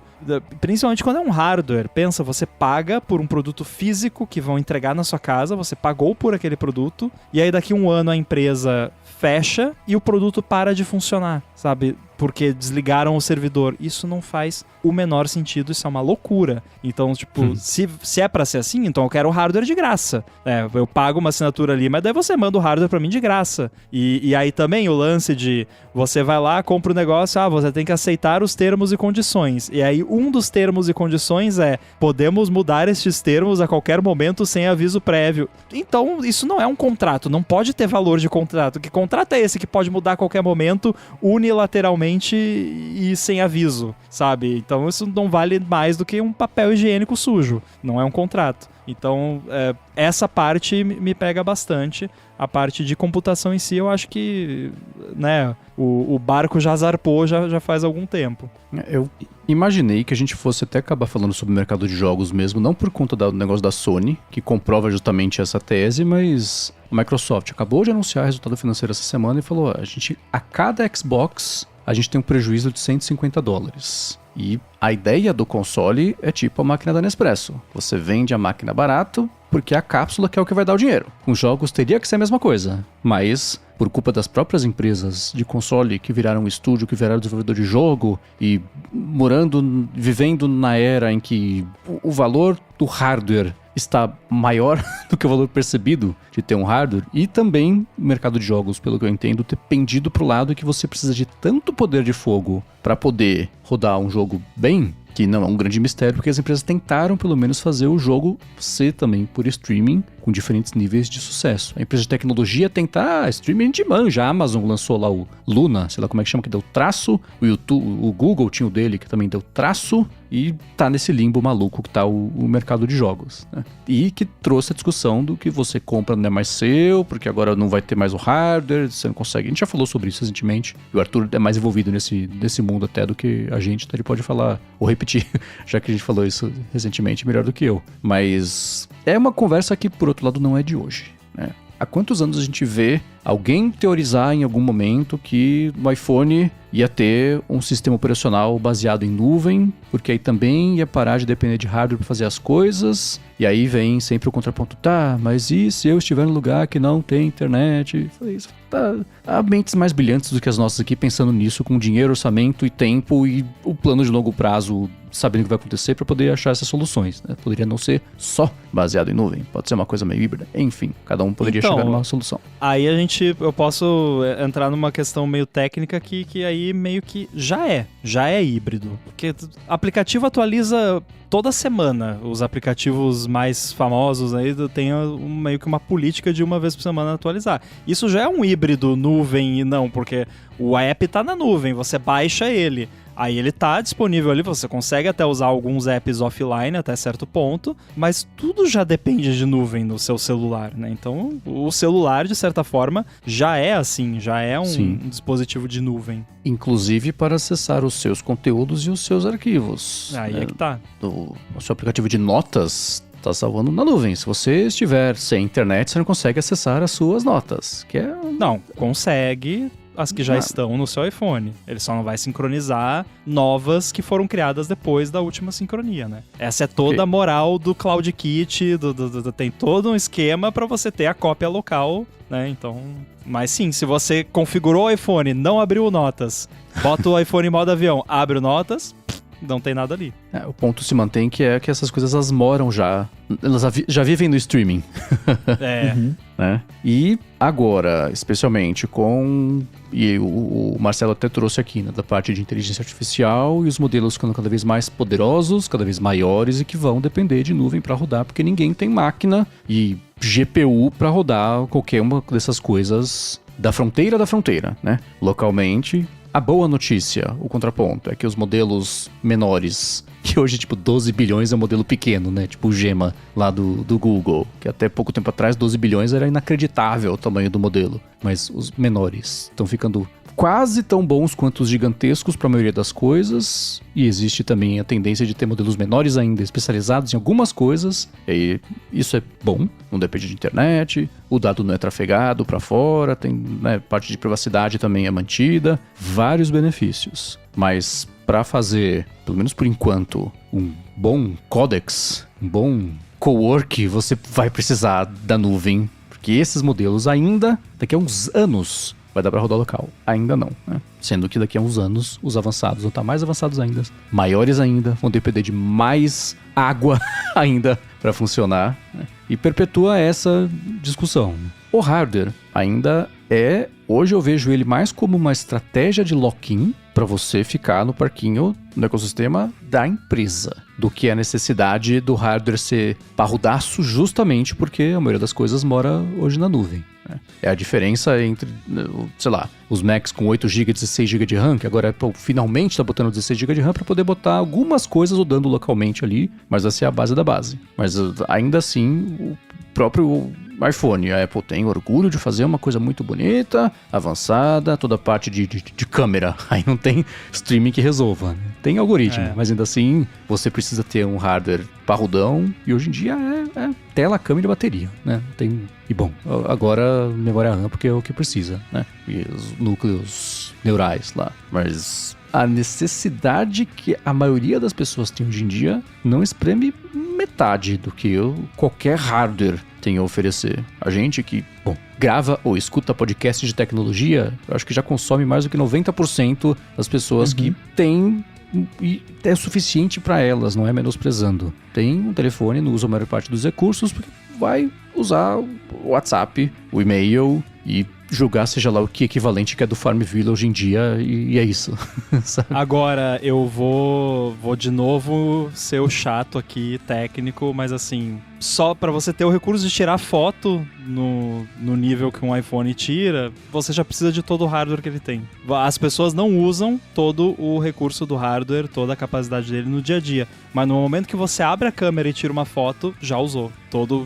O iPhone espreme até a última gotícula de hardware possível na hora de tirar uma foto ou de fazer um vídeo. Então, enquanto a câmera for importante, a gente vai precisar. E também, sem contar aqui, tipo, para você renderizar uma nota no aplicativo Notas ali, que tá, mesmo que esteja toda na nuvem, com o texto bonitinho, com o kerning, com o anti-aliasing, com retina, HDR, com a tela OLED, 120 FPS, precisa desse hardware todo.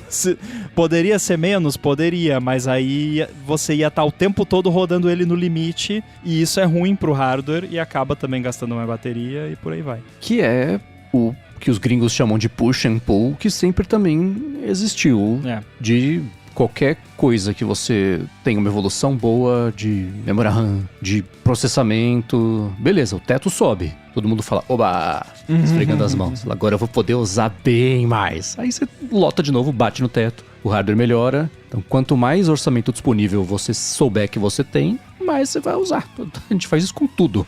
Um saco de bolacha e com memória RAM, sabe? Então acho que é meio por aí. Inclusive vai ficar cada vez mais na moda agora economizar RAM em software. Então quem desenvolve aí profissionalmente começa a prestar mais atenção nisso, porque RAM tá ficando caro e se o seu app estiver usando muita memória, a galera vai começar a reclamar cada vez mais. E eu vejo também algumas diferenças quando a gente fala de IA, por exemplo, o modelo de IA, porque hoje assim, faz, acho que total sentido a gente rodar esses modelos em nuvem, como vocês falaram, pelo tamanho. Mas quando a gente trata, por exemplo, de um jogo ou um filme que envolve licenças e etc., é muito mais complicado quando você compra um filme digital ou um jogo digital, que a partir do momento que uma licença da empresa que está distribuindo aquele jogo ou aquele filme expira, você perde acesso ao produto que você comprou. Então, por exemplo, a Microsoft saiu uma notícia hoje ou ontem no The Verge sobre um projeto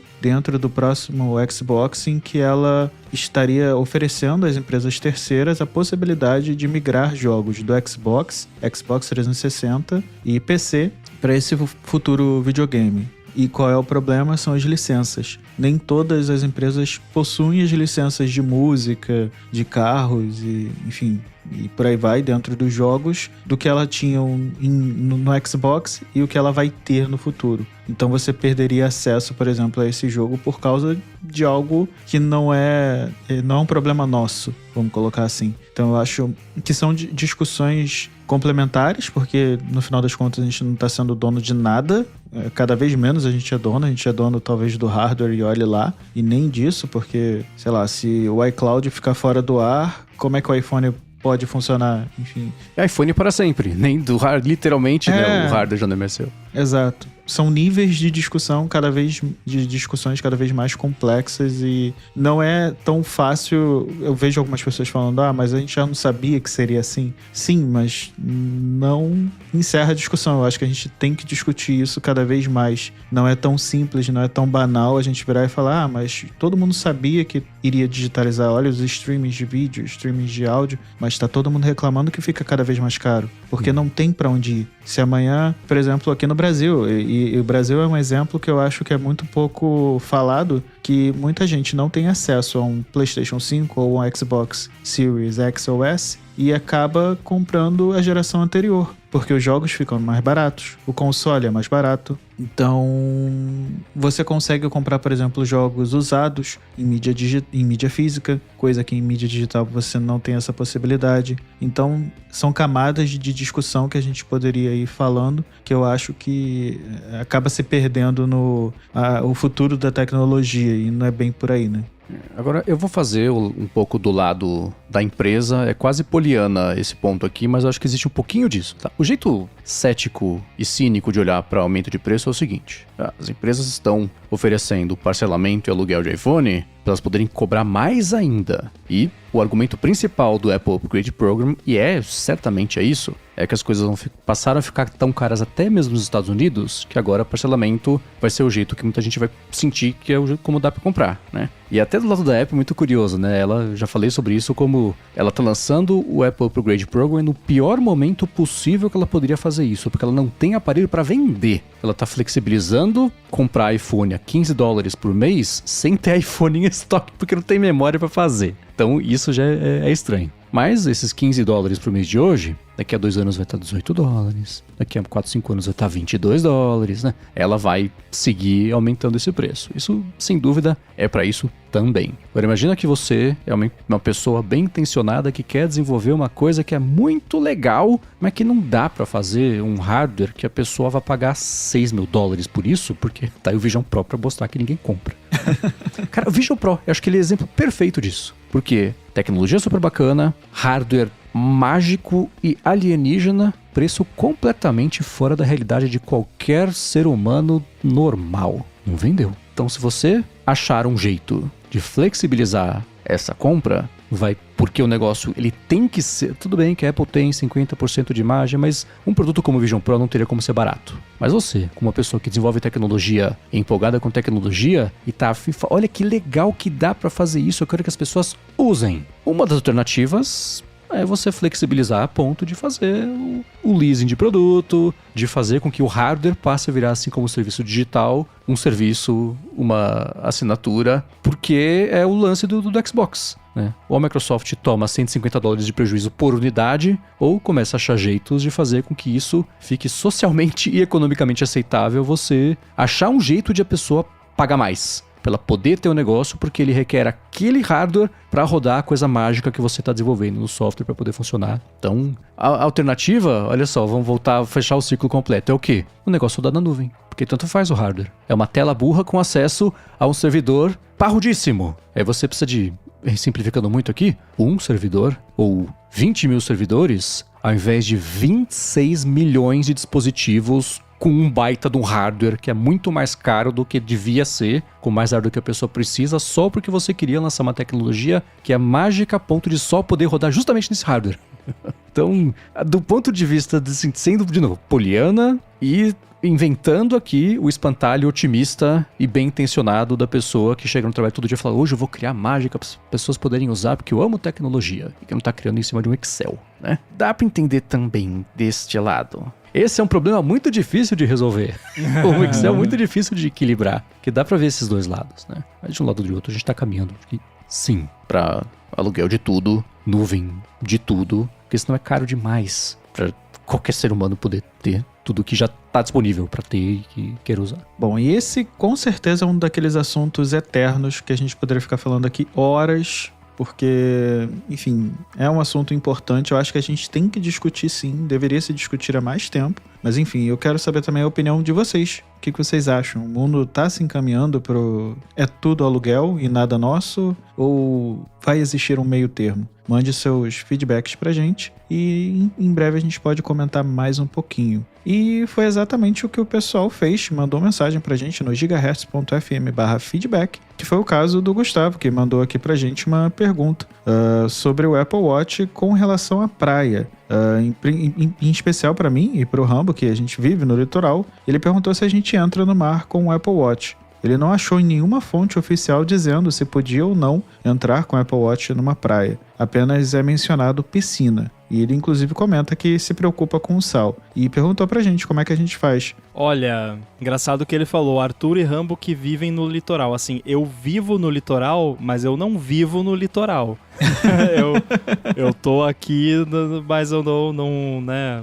Quem tá vendo a live aqui consegue ver pelo meu bronzeado intenso o quanto que eu vou pra praia. Mas assim, já, obviamente, de vez em quando eu acabo indo, já fui várias vezes. Mas eu sempre optei por tirar o Apple Watch quando eu vou. E na verdade, muitas vezes eu acabo nem indo de Apple Watch quando eu vou pra praia, porque, sei lá, daí entra uma areia ali entre a pulseira e a pele, daí começa a comichar e fica. Eu tenho a pele muito sensível, não lido bem com isso. A não ser que eu vá, sei lá, vou fazer uma caminhada na praia, daí eu quero, né, as minhas argolinhas ali do Apple Watch, aí beleza. Mas eu nunca entrei no mar, não porque eu acho que iria estragar, mas é só até por essa questão que eu falei, de ficar depois aquele sal ali em contato com a pulseira, depois vai ficar roçando, vai dar, sei lá, rash ali na pele por causa disso. Então eu sempre acabei tirando pra entrar na água, mas eu conheço mais de uma pessoa que já entrou no mar mais de uma vez de Apple Watch e depois lava na água normal e beleza. Apesar de viver no litoral, eu vou pouco ao litoral, eu vou muito pouco à praia, mas as poucas vezes que eu uso o Apple Watch, eu sempre esqueço e acabo entrando na água com ele, nunca tive problema. E eu corro muito na praia, eu corro muito na orla, no calçadão, e acabo recebendo, né, ali no ar aquela areiazinha e fica no relógio. Nunca tive problema nenhum. Então, recomendo você usar na praia? Não, óbvio que não, porque se estragar você vai dizer que a culpa é minha. Mas eu nunca tive problema e já usei, sim, já mergulhei com o Apple Watch mais de uma vez, inclusive o Series 8 e agora o Ultra. O César falou aqui que ele entrou na piscina com o Watch Series 10 de 1 ano de idade e ele simplesmente morreu. Evitem molhar seus eletrônicos. Olha, César, eu sei que tecnicamente a Apple faz de conta que ela não cobre isso na garantia, mas aqui no Brasil ela é obrigada a cobrir, porque ela divulga, faz publicidade de que é resistente à água. Acho que o AirPod não é nem resistente, é a prova d'água. Então, você tem uma reclamação a fazer aí com a Apple, e se a Apple não te atender, tem uma reclamação a fazer com o Procon. Ou nas pequenas causas. Eu conheço vários casos já de gente que processou a Apple e ganhou por conta desse negócio de resistência à água. Foi o que ele fez. Ele falou aqui. Levei no Apple Care e trocaram sem nem questionar. Então beleza. Eu, inclusive, quando volto de corrida com... Agora eu não tenho usado mais ele, eu tenho usado o Huawei, mas quando eu voltava de corrida, eu sempre lavei ele. Então eu tacava embaixo da torneira com água, sabão, nunca tive problema. Então aí funcionando até hoje. É o que eu faço também. Se eu vou, tipo, sair na rua pra caminhar, pra fazer uma coisa, daí voltei, suei muito, daí fica com a pulseira suada, com o iPod ali, eu tiro, lavo na torneira com sabão, enxago bem, dou aquela sacudida, uso lá o negocinho da água do iPod pra ejetar a água do alto-falante, seco e beleza, nunca tive problema. A Apple anuncia, como você falou, né, Rambo? A Apple anuncia, não só ela fala sobre resistência à água, mas você vê campanha de Apple Watch na água, a gente nadando, surfista. Então, pra ela mostrar esses casos de uso, tudo bem que tem a campanha da Bella Ramsey aí pra me contradizer, né? Mas pra ela botar esses casos de uso, é uma coisa muito bem estudada e que ela não faria isso sem oferecer a resistência necessária. Se eu nadasse no mar, eu acho... Eu tava tentando lembrar aqui, mas pelo menos 20 anos que eu não entro no bar e uns 15 que eu não entro na piscina. Eu detesto meios aquáticos. Eu gosto de água no copo, mas só. Eu nunca gostei de nada a respeito da experiência de ir ou estar na praia. Quem curte, divirta-se, tá? Tô falando sobre mim. Então, nunca rolou. Eu gostava até surgirem as caixinhas de som Bluetooth baratas. Hoje em dia eu não gosto mais. Mas se eu entrasse, quando eu voltasse pra casa, a primeira coisa que eu faria seria botar ele, ironicamente, embaixo da torneira pra tirar todo o sal e outras coisas que ficam na água na praia e giraria ali a coroa digital, né, pra tirar especialmente ali onde pode entrar uma coisinha. Então, minha recomendação é essa, assim, que nem o Arthur, né? Não vou recomendar que vocês façam isso, porque se quebrar, você fala, pô, mas o Marcos falou pra usar. Mas pra quem fizer, recomendo essa asepsia bem feita depois pra tirar todo o sal, porque acho que é isso que pode, no longo prazo, começar a estragar ou piorar ou prejudicar um pouquinho. Mas, se acontecer um problema, pelo menos o César falou aqui, levei e trocaram, então tem isso. Com o Apple Care, né? Tem sim. E eles cobrem dentro da garantia. Fora da garantia, eu também não sei se eles podem ou não cobrir, apesar de falarem que é a prova d'água. Eu fico um pouco na dúvida quanto a isso. Como ele falou, um ano, de repente, tava no limite, ou então, por ser Apple Care, cobriu, né, depois. Agora, o Melo falou aqui que em Floripa é proibido caixa de som na praia. Olha, tem que avisar as pessoas que é proibido, porque se você for ali, em qualquer praia, você vai ver que na prática não é, né? Também não tem como... Só se colocasse um bloqueador de sinal Bluetooth nas praias. Aqui no Rio também, e a galera vai com aquela caixa de som que é metade de uma pessoa na praia. Brilha. E é proibido o cachorro também, porque eu entendo, mas é meio chato, porque, poxa, o Yoshi mora numa ilha e ele nunca viu o mar, tadinho. Coitado. Mas ia ser meio ruim também de lavar depois, né? Corgue a milanesa depois de vir da praia. Bom, e o Christopher Fernandes falou que comprou um AirPods Pro 3 recentemente e eles já levaram uns 3 tombos por descuido. E aí ele perguntou se deve se preocupar ou eles aguentam bem essas quedas do dia a dia. Ele também notou que às vezes o cancelamento de ruídos falha, mas basta colocar os fones na case e tirar de novo, que voltam ao normal. Os AirPods Pro de primeira geração dele desenvolveram o famoso problema dos estalos. Medo. Olha, esse problema de ter que botar na caixa e tirar de novo é um bug de firmware dos AirPods Pro, que eu até comentei aqui já, que por enquanto, desde que eu instalei o iOS 27 Beta e o firmware Beta dos AirPods, nunca mais aconteceu.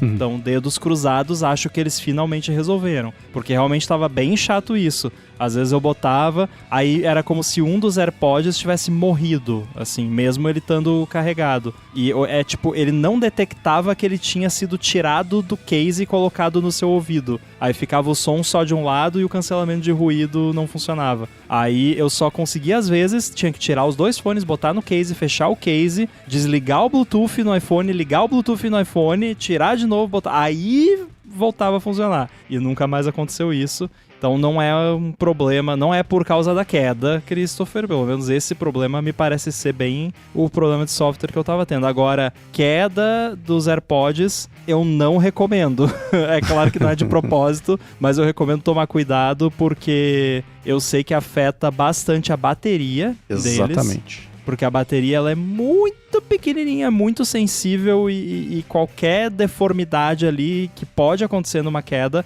pode prejudicar a bateria. E não é impossível também de prejudicar o alto-falante mesmo e os microfones. Os microfones é mais difícil, mas o alto-falante com várias quedas repetidas ele pode perder qualidade ou estragar de vez. Mas o pior mesmo é pra bateria. Exato, a bateria. Eu vou deixar aqui na descrição um vídeo, acho que é não sei se é da iFixit, mas de alguém que bota os AirPods na máquina de ressonância, sabe? Mostrou ali cada elemento, etc. E mostrou como é que é a composição da bateria. É um elemento muito pequeno, ela é quase composta por pequenos filamentos de bateria, que são sensíveis. Cada vez que você bate e eles chacoalham e entorta um pouquinho, mexe um pouquinho, morre. Então, quanto mais cair, mais vai deformar os filamentos ali dentro e mais eles vão parar de funcionar, quer dizer que vai ter menos filamentos intactos, que são os que vão segurar a bateria. Tô errando completamente os termos técnicos, mas deu pra entender o que eu quis dizer com isso. Então é o principal mesmo. E assim, de novo é que nem a Apple planejar comercial pra falar que é o que dá pra fazer, né? Certamente, parte do desenvolvimento dos AirPods e dos testes envolve a máquina ficar pegando e derrubando, pegando e derrubando. Então, se você comprou recentemente e já levou 3 tombos por descuido, tenta tomar mais cuidado. Porque talvez lá na frente, se tomar mais alguns 3, depois mais uns 3, pode começar a ficar piorzinho, né? E tem os microfones todos também que fazem o cálculo de como é que tem que ser o cancelamento de ruído. Se um deles for danificado, estraga o cancelamento de ruído, né? Tem mais de um microfone, mas deu pra sacar aqui, né? Qual é? Por outro lado, tem o dispositivo que o pessoal brinca, né? Que os AirPods tem um joguinho que a hora que cai no chão, ele dispara cada um pra um lado, sempre. Tem que sair correndo atrás. Eu ia falar uma coisa que eu queria que eles fizessem, mas eu entendo também que não tem mágica, né? Mas assim, que tivesse um jeito de fazer do case não abrir com qualquer quedinha. Porque, tá, tudo bem, se caiu de uma altura e espatifou, ok, mas às vezes só dá quedinha de nada, assim. Já aconteceu, em cima da mesa, assim, vou pegar e me estabando ali, aí cai e voa pra tudo que é lado. É realmente... Pior ainda é quando o cachorro tá perto, daí se os AirPods caem no chão, né? Meu Deus, né? Morrendo de medo do Yoshi pegar os AirPods e comer. Mas ele não faria isso, que ele não costuma fazer isso, mas enfim, né? Sempre dá aquele medinho. Mas o problema mesmo é a bateria. E aí também a gente, provavelmente uma vez por mês, alguém manda perguntando por que os meus AirPods do lado esquerdo gasta mais rápido do que no lado direito, não sei o quê. Às vezes é porque você deixou cair e a bateria do esquerdo danificou mais do que a do direito, ou vice-versa. E aí o que danificou tá gastando mais rápido, além de N outros fatores que a gente já comentou em outras ocasiões. Mas também é um fator, as quedas. Agora, se o Yoshi comer os AirPods e você levar ele pra praia, configura 2 crimes que você tá cometendo, de não levar nem caixinha de som e nem cachorro. Pior que você pesquisar, tem vídeo de cachorro que engoliu AirPods e a pessoa bota a musiquinha pra tocar e dá pra ouvir na barriga do cachorro a música. Eu acho que eu vou falar uma coisa aqui e vou me arrepender porque pode me dar problema, mas... Eu cuido muito bem de todos os meus eletrônicos, todos. Mas os AirPods eu não sei por que eu não consigo. A caixinha dos meus AirPods está detonada. Ela tá lascada porque já caiu no meio de uma corrida. E geralmente é durante corrida, durante treinamento, enfim. E inclusive os AirPods uma vez caíram no meio de uma meia maratona. Ele caiu, foi ficando pra trás. Eu vi a moça vindo em direção a ele. Eu quase me joguei no meio da prova. Assim, eu quase que ia causar um acidente. Tudo pelos AirPods. Mas eu não sei porque eu sou bem descuidado com eles e eles já caíram várias vezes. Não tenho problema nenhum. Por isso que eu tô falando que eu posso me arrepender, porque amanhã eu posso abrir a caixinha e ele tá com problema. Mas até o momento, eles se provaram bem mais resistentes do que o de primeira geração que eu tive. Sim, e esses a bateria acabou muito rápido, assim, e eu uso praticamente todo dia. Então, eu achei o de terceira geração muito melhor. Não recomendo deixar ficar caindo no chão, mas eu sou um exemplo positivo de alguém que faz coisas erradas com o fone. É claro que eu limpo e tudo mais, mas ainda assim, infelizmente, eu sou bem descuidado com meus AirPods. Bom, famosamente eu já falei que às vezes eu tomo banho de AirPods, né?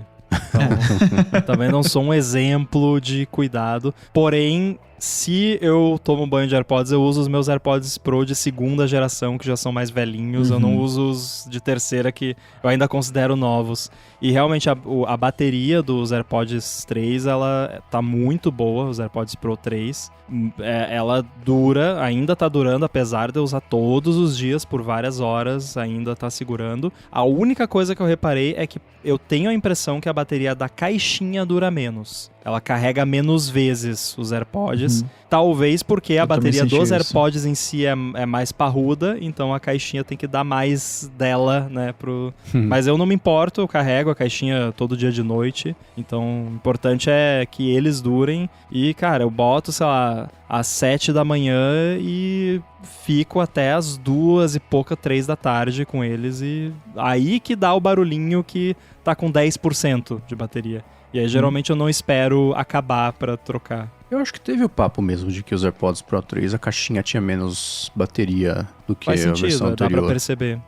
Boa, muito que bem. Quero agradecer a todo mundo que mandou seus feedbacks lá em gigahertz.fm/feedback e por favor continuem mandando. E quero agradecer também aos mais detensos que estão ouvindo a edição sem edição, vão ver todas as minhas falhas aqui do podcast, que hoje foram muitas, principalmente agora no final, e inclusive vão ajudar a escolher o título também do episódio. Quero agradecer também ao patrocínio da ExpressVPN e ao Edu, que faz mágica aqui com o podcast. E para falar com vocês, como é que faz? MVC Mendes, apresento por aqui o Área de Trabalho e o A Fonte, apresento para Luro e IA Sob Controle, e os textos vocês encontram no 9to5Mac. Eu tô lá no mastodon.social, @inside, e também apresento o Olá Mundo aqui na Gigahertz. E para falar comigo é só ir no @Arthur_Givigir no Instagram ou no Threads, e às terças e quintas-feiras lá no Bom Dia Tech. Tudo dito e posto, a gente volta na semana que vem.